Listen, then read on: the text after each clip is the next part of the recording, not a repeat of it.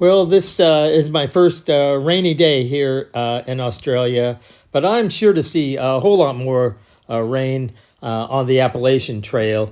And a little bit of rain doesn't keep us through hikers off the trail, nor does it keep the kangaroo from doing what they need to do.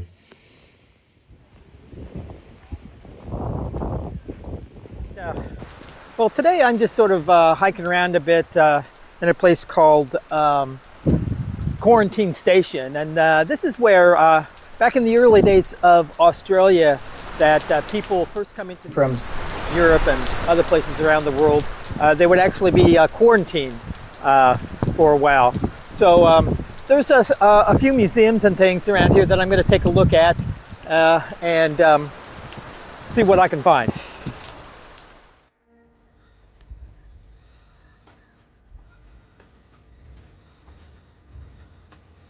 So evidently this was quite a bit of an echo in here. This is was a hospital room, I guess, the hospital building for people that might have needed some medical treatment during their quarantine. Looks like they have, I'm guessing these were places they had beds.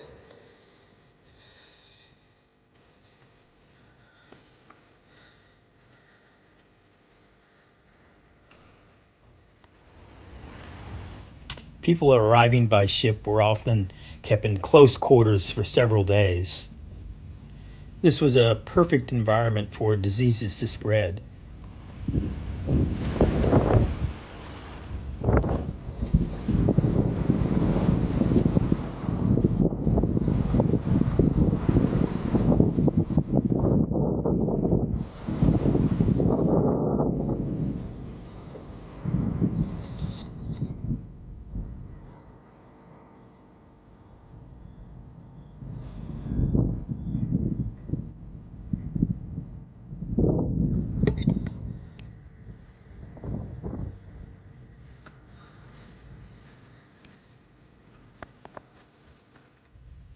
At one point during the Spanish flu epidemic, nearly 12,000 soldiers returning from World War I were quarantined here.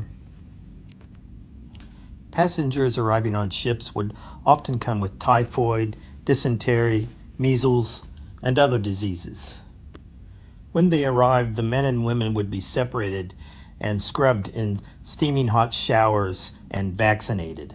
Their belongings were fumigated with formaldehyde gas.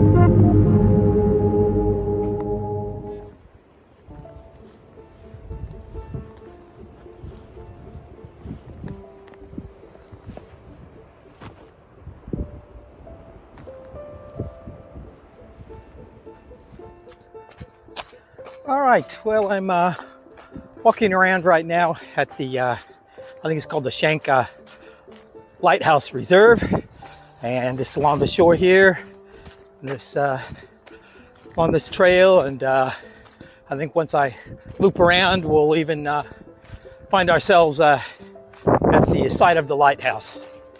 I think my friend Sam said this was the second lighthouse built in Victoria. So yeah, that might be something interesting to take a look at. And in the meantime, we'll just sort of take a look up here along this trail, see what might be up here. Pretty good view of the, oh yeah, looks nice out there. All right, let's continue on our hike and see where it takes us.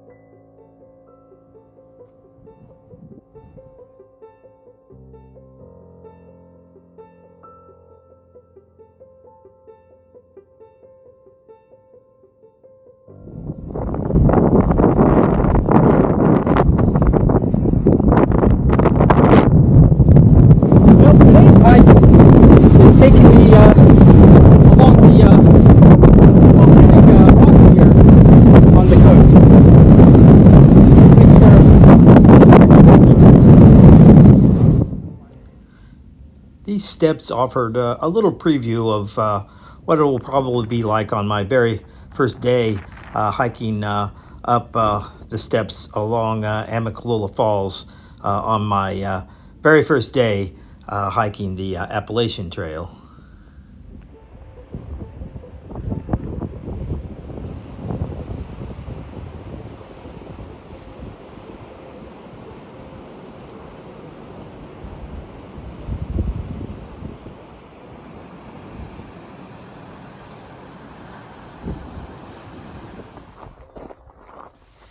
Later in the day, I was even able to take a little hike through a vineyard and was even able to do a bit of wine tasting while I was there.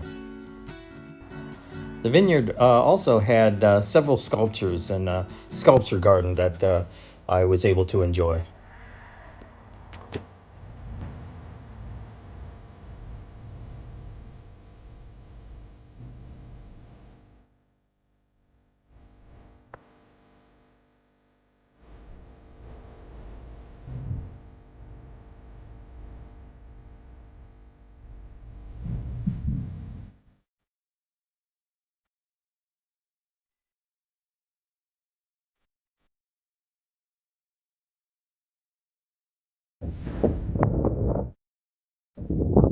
Well, now seems like a pretty good time for me to just talk a little bit about all my various adventures. Why is it that I like traveling around the world, and why is it that I like getting out on the trails and out into nature and walking around. And